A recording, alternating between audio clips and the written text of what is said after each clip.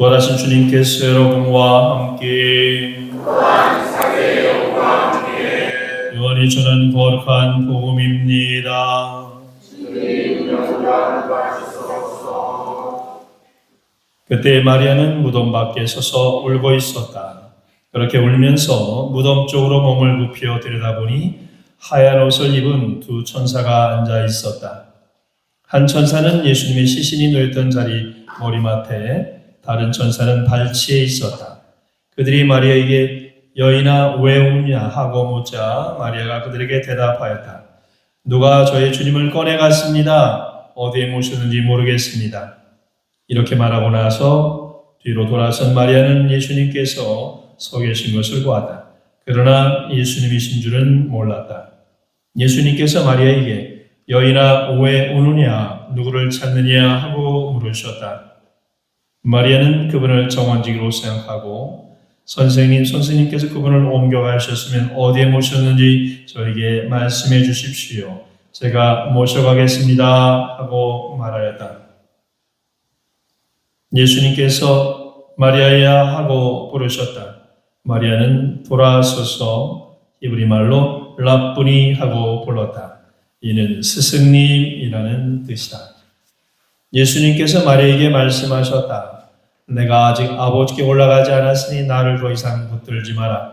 내 형제들에게 가서 나는 내 아버지이시며 너희 아버지신 분 내 하느님이시며 너희 하느님이신 분께 올라간다 하고 전하여라. 마리아 막달레는 제자들에게 가서 제가 주님을 배웠습니다 하면서 예수님께서 자기에게 하신 이 말씀을 전하였다. 주님의 말씀입니다. 그리스도님 참배합니다. 이날은 주님이 마련하신 날, 이 날을 기뻐하며 즐거워하세.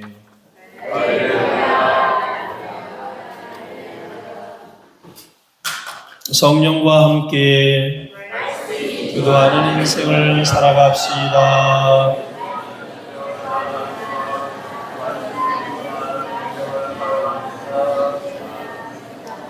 성령 충만으로, 말씀 충만으로 신앙을, 얼굴을 빛나게. 이제 여러분들에게는 실제 오늘 화요미사가 오히려 주님 부활을 더 기뻐하는 감사 찬미 미사하지 않겠습니까? 이제 번개대에 올라온 거죠. 매주 주일도 물론 작은 부활 축제이긴 하지만 우리 가톨릭은 부활 축제의 기분이 나질 않아요. 그건 세상 제가 여러분들에게 설명드리지 않아도 할 겁니다. 찬미 중에 떠오르는 곡이 있습니까? 노래를 하려면 하고 말려면 말라고 하기는 좀 그렇고 이거 딜레마네. 아예 안 나오면 내 손해인데 우리 본당 손해지 저 손해. 저는 손해가 아니라 속이 상하죠. 속이 상해져요. 이 부활을 살자라는 취지가 여기에 담겨져 있잖아요. 부활을 살자. 주일날 의무감에서 마지못해 나오는 사람들을 보면은 더 이상 얘기하고 싶지가 않아요. 이거는 신앙인인지 아닌지 말 섞기가 너무 힘이 들어요. 근데 진이 빠져. 다음 판공 때는 애창곡 몇 번입니까? 물어볼 거예요. 대답이 현찮으면 다시 애창곡 외워갖고 다시 와. 애창곡이 한 개도 없다고 말한다면 여태까지 화요미사 헛한 거예요. 좀 성가를 하더라도 좀 하는 것처럼 하세요. 마지못해서 하니까 이건 노래도 아니고 하는 것도 아니고 노래도 제 음대로 안 따라오고 그냥 흉내만 입술로만 내고 있으니까 노래 맛이 안 나죠. 그러면 더 힘들어요.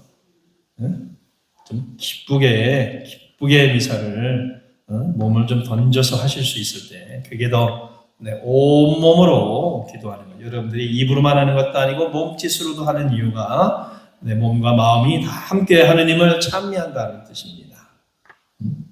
주님께 감사하라 그 좋으신 분을 영원도 하시라 그 사랑이여 라는 시편 말처럼 그렇게 좀 더 기쁘게 적극적으로 감사 찬미 영광을 드릴 수 있으면 좋겠습니다. 자, 복음으로 돌아와서 오늘 부활하신 예수님을 제일 먼저 만난 사람으로 막달라 마리아가 네 복음서에 모두 등장합니다. 그녀의 본래 이름은 마리아인데 고향이 게네사라 호숫가의 상업 도시인 막달라였기에 막달라 출신 마리아, 막달라 마리아라고 불러죠. 옛날에는 막달레나라고만 했는데 그거는 지역명입니다. 말씀드렸던 것처럼 잘 안 어울리지만 안중댁 그런 표현으로 원래는 마리아죠. 그건 지명이고요. 막달라는 지명. 옛날에는 막달레나 불렀어요. 마리아하고 좀 차별하기 위해지만 원래 마리아라는 사실 출신지가 막달라 마리아에 대한 우리의 선입견을 일단은 여러분들이 알고 있는 그 얄팍한 지식은 왜곡된 지식입니다. 마리아가 창녀였다는 사실이 성경 어디를 뒤져봐도 발견되지 않기 때문입니다. 다만 7 귀신이 들려있던 마리아를 예수님이 치유시켜 주었다고 마르코 16장 9절에서 전할 뿐입니다. 7 악녀에게 마리아가 시달렸다는 말을 통해 우리는 그녀가 얼마나 힘겹게 살아왔는지를 짐작해 볼 수 있지요. 여성들은 자기 스스로 내리는 결정과 판단에 따라 인생을 살기보다 가족이나 남편이 요구하는 대로 맞춰 살아야 하고 그러다 보면 자신의 내면 세계와는 점점 동떨어진 길을 걷게 됩니다. 내면의 소리에 충실하게 살지 못할 때 자신의 정체성을 상실하게 되고 흔히 우리 누구의 엄마, 누구의 집사람, 이런 식으로 자신의 정체성, 자신의 이름값을 하지 못하는 그런 우리 여인네들의 인생이 바로 여기에 견뎌집니다.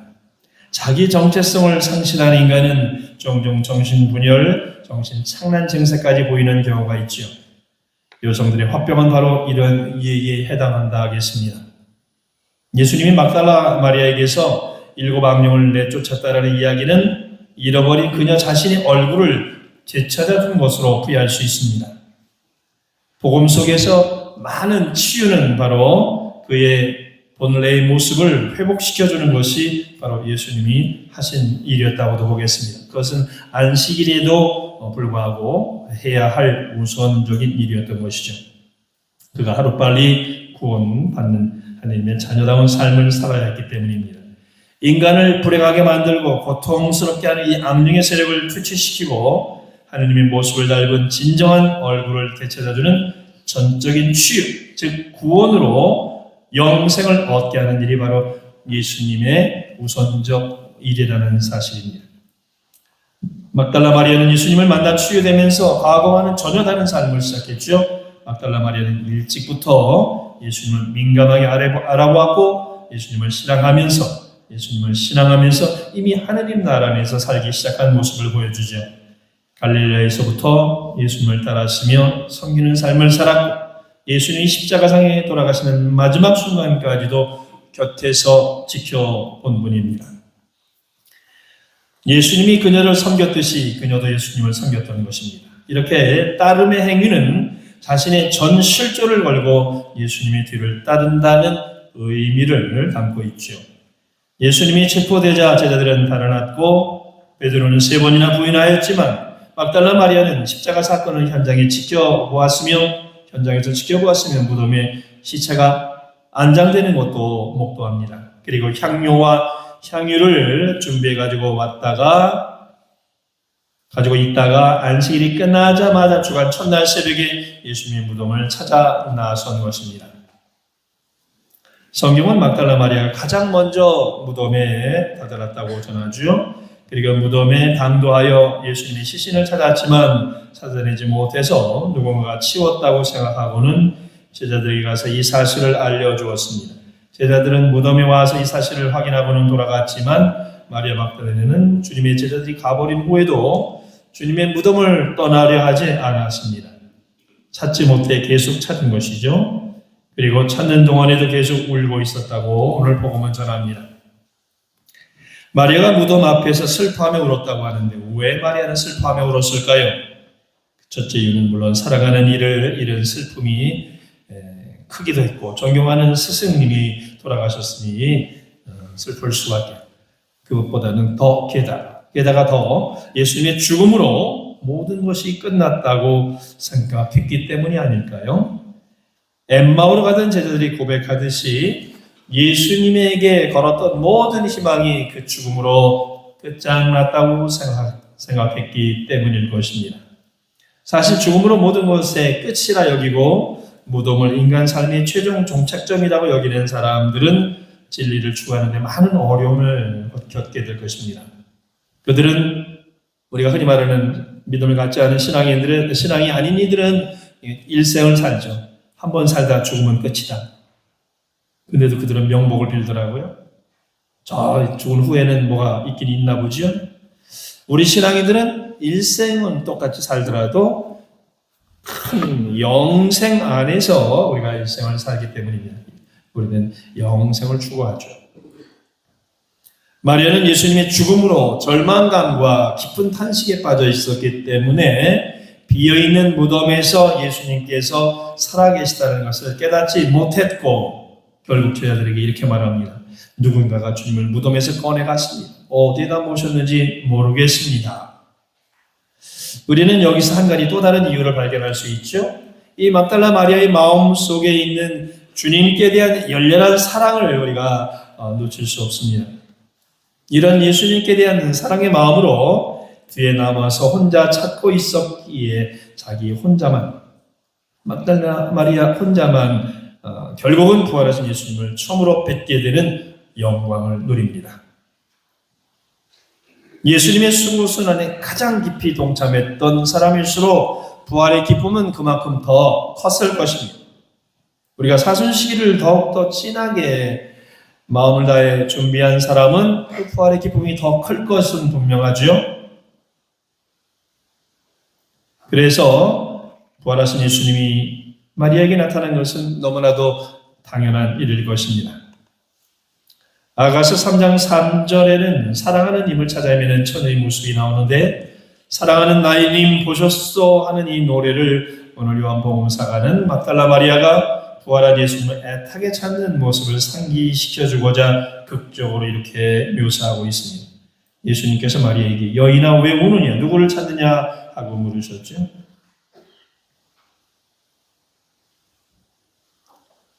여기서 운다는 표현은 단순히 눈물을 흘리는 것이 아니라 억누를 수 없는 통곡을 뜻합니다. 그만큼 그녀의 슬픔은 깊었을 겁니다. 마리아는 왜 우느냐, 누구를 찾느냐라고 묻는 그분을 단지 정원지기로 생각하고 선생님께서 그분을 옮겨가셨으면 어디에 모셨는지 저에게 말씀해 주십시오. 제가 모셔가겠습니다. 여전히 깊은 절망에 갇혀 있었던 마리아에게 예수님께서 마리아야 하고 부르셨죠. 마리아는 그때 비로소 돌아서서 히브리 말로 라뿌니라고 불렀습니다. 이는 스승님이라는 뜻입니다. 이 부활하신 예수님을 꿈에도 그리던 예수님의 모습을 두 눈으로 직접 확인한 순간 마리아가 환희에 차서 라뿌니라고 외쳤던 그 상황을 한번 여러분들도 상상해 보십시오. 얼마나 감동적이었을까요? 그 어떤 말도 필요 없었을 것이요. 그저 내 앞에 계신 주님을 감격에 복받쳐 눈물을 글썽이며 불을 밖에 달리 표현할 방법을 찾지 못했을 것입니다. 우리도 마찬가지 아닐까요? 그저 주님을 배울 때 오 주님 내 스승이시여라고만 외치면 됩니다. 이런 감격스러운 상봉을 하려면 마리아처럼 늘 주님과 함께 동행하며 주님을 열렬히 사랑하는 삶을 살아야 합니다. 주님이 고통받고 죽어가는 바로 그 순간까지도 함께 했어야 합니다. 부활하신 주님을 만났을 때 그 막달레나의 그 감격스러운 기쁨을 잠시 묵상하면서 느껴보시기 바랍니다. 눈을 감고 찬미팀의 318번 고백 함께 묵상하시죠.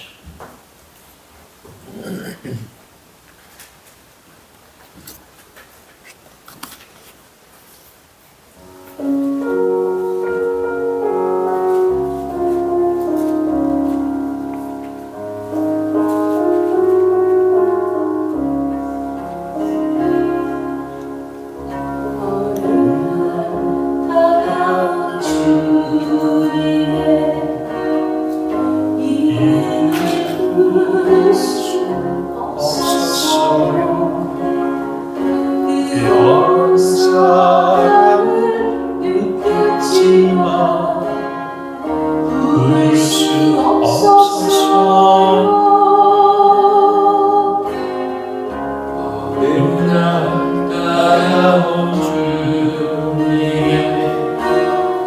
모습을 쳐다볼 수 없었어요. 따뜻한 사랑을 느꼈지만 알아보지 못했어요. 이루지 못한 작은 가슴 주님의 사랑은 너무 커요. 부서지고 낮아져도 주님 앞에 설 수 없었어요. 오늘도 찾아온 주님의 이름을 불러봅니다. 그럴수록 다정한 주님 모습 가만히 알아봅니다. 이루지 못한 작은 가슴 주님의 사랑은 너무 커요. 부서지고 낮아져도 주님 앞에 설 수 없었어요. 오늘도 찾아온 주님의 이름을 불러봅니다. 볼수록 다정한 주님 모습 가만히 알아봅니다. 볼수록 다정한 주님 모습 가만히 알아봅니다.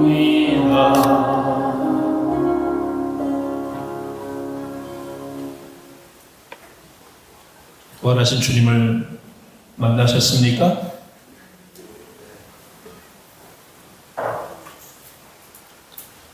예수님께서 마리아야 하고 부르실 때 마리아는 돌아서서 랍부니 합니다. 우리가 온전한 신앙에 다다를 수 있는 때는 주님께서 막달라 마리아의 이름을 부르신 것처럼 우리 각자 이름을 불러주실 그때일 것입니다. 우리의 모든 것을 아시는 주님께서 우리 자신보다 우리를 더 깊이 알고 계시는 주님께서 우리의 이름을 불러주신다면 마침내 우리는 닫혀있는 마음을 열 수 있겠기 때문입니다.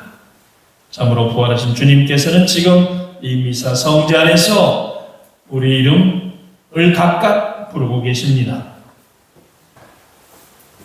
부활은 이렇게 눈으로 확인되는 것이 아니라 서로를 찾고 부르는 관계 안에서 일어나는 사건입니다. 마리아가 체험한 하느님 만남의 시초에는 육신의 치유가 있었지요. 그녀는 온전함을 다시 찾았습니다.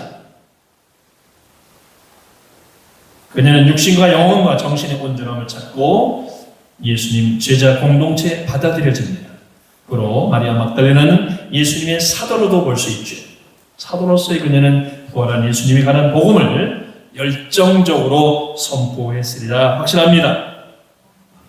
마리아가 주님의 음성을 듣고 돌아선 것은 16절 그보다 먼저 14절에서 뒤로 돌아선 마리아가 아직 예수님을 정원지기로 알고 있었다고 했죠. 하지만 예수님의 음성이 마리아의 귓전에 들리자마자 영적인 전환을 받게 되는데 그때의 몸짓이 바로 돌아서서 예수님을 바라보며 절망에서 희망으로, 슬픔에서 기쁨으로, 죽음에서 생명으로 돌아선 것입니다. 우리도 마리아와 같다 하겠습니다. 이 삶의 고통과 슬픔에 사로잡혀 주님께서 곁에 계심을 보지 못할 때가 많지, 그러나 부활하신 주님께서는 이미 우리 곁에 서 계시며 말씀을 건네고 계십니다. 주님의 부활은, 그래서 주님의 부활은 우리에게 다시 일어설 힘을 주는 최고의 위로와 희망이니 이 부활 시기에 우리 안에 계신 살아계신 주님의 현존을 체험하며 자주 만나 친교를 누려야 할 것입니다. 아멘. 그리고 마리아의 고백이, 즉 제가 주님을 배웠습니다 라는 이 마리아의 고백이 우리의 고백이 되기를 바랍니다.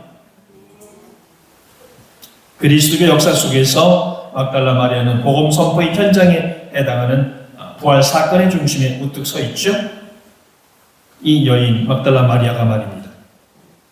그 막달라 마리아를 통해 들려오는 하느님 나라에 관한 이야기들을 하나하나 연결시켜보면 그동안 역사의 베일 속에서 왜곡되었던 막달라 마리아의 모습이 벗겨집니다. 네 복음서 저자들은 여성 집단을 이야기할 때 우선 막달라 여자 마리아의 이름을 내세우죠. 따라서 우리는 그녀가 초대교회 안에 지도자적 역할을 했고 중요한 일을 했을 것이라는 사실을 인정할 수 있고, 또 초대교회의 사도가 될 수 있는 조건 가운데 가장 중요한 것은 부활을 직접 목격한 일과 섬김의 자세에 해당한다 하겠습니다. 바울은 부활하신 분의 위임을 받아 사도가 된다는 근거 외에도 복음을 전하고 교회, 즉 외적 교회와 내적 공동체를 세우는 일까지 사도직에 포함시켰습니다. 막달라 마리아는 교회에서 주님의 부활을 선포하고 교회 공동체를 형성하는 일에 지도자 역할을 담당했음은 물론이죠. 삶의 질곡에서 벗어나 예수님과 더불어 하느님 나라를 이미 이 땅에서부터 살았던 막달라 여자 마리아 성녀를, 이 막달라 마리아 성녀를 통해 오늘 우리에게도 하느님 나라의 평화와 기쁨이 동토오기를 소망해 봅니다. 잠시 눈을 감고 묵상 기도합니다. 오 주님 어서 오시어 굳게 닫힌 제 마음의 문을 열어주십시오.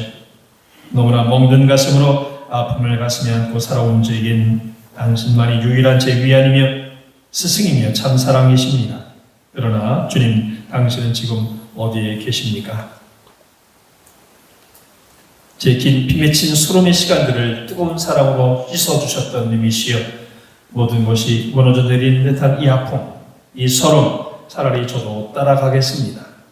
아니, 제가 대신 묻히겠습니다. 당신이 계시지 않는 무덤 밖에서 목 놓아 절절히 울었건만 덩그러니 남은 빈 무덤 호련히 떠나시어 어디에 계십니까? 그러나 스승이신 당신은 못자국을 남긴 채 어느새 제 곁으로 찬란히 다가오셨습니다. 제 부끄러운 길을 뜨거운 사랑으로 씻어주신 주님, 이제는 결코 당신을 놓치지 않으렵니다. 제 눈물이 왜 흐르는지, 제가 왜 당신을 찾아 그렇게 헤매었는지 이미 다 알고 계시는 주님, 이제 당신의 또 저의 슬픈 노래일랑 땅속에 묻어버리고 진달래 피는 언덕에서 새 노래를 부르지 않을 수 없답니다. 주님, 이젠 떠나지 마시고 제 곁에 계셔 주십시오. 빈 무덤 앞에 엎드려 울지 않고 당신 따라 마음도 영혼도 함께 부활하고 싶습니다. 제 삶의 유일한 희망은 사랑하는 것, 죽는 것, 그리고 당신과 함께 다시 태어나는 것. 오늘도 울고 있는 제게 조용히 그리고 다정한 연민의 얼굴로 다가오시며 마리아야 왜 울고 있느냐 하시며 저를 감싸 안아주시는 당신. 벨라뿐이 저도 이제 달려가 당신의 제자들에게 이 기쁜 소식을 맨발로 쫓아가 전하겠나이다. 나의 주님은 살아계십니다. 나는 주님을 배웠습니다. 그분은 살아계십니다. 라고 목이 터져나오 외칠 것입니다. 당신 곁에서 뜨거운 사랑을 배웠으니 당신을 섬기듯 이 형제자매들의 발을 닦아드릴 수 있는 섬김의 열정의 힘을 실어 주시겠지. 아, 새로운 하늘, 새로워진 세상, 새로운 생명이 참으로 아름다운 것임을 알게 해준 나의 님이시여. 참회의 눈물로 사랑을 고백하는 오늘은 죽음을 이기고 새로 나신 날 언제나 누우신 나의 부활이시여. 당신만이 나의 유일한 삶의 희망이며 기쁨입니다. 할렐루야, 할렐루야, 할렐루야.